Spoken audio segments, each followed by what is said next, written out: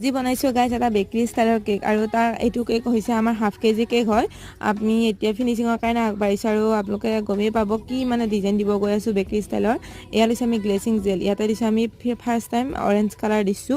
আৰু ইফালে দিছো আমি ব্লেক কালাৰটো দুইটাতে আমি গ্লেচিং জেল ব্যৱহাৰ কৰিছো আৰু এতিয়া আমি এটা সাইডে মানে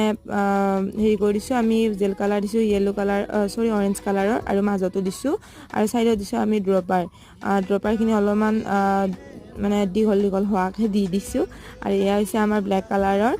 আমি গ্লেচিং জেলটো দিছো আৰু এটা অলপমান ডেকোৰেশ্যন কৰি দিছো আৰু তলতো বৰ্ডাৰ দুটামান দিছো মানে যেটো আমাৰ ষ্টাৰৰ মিডিয়াম সাইজটোৰে দিছো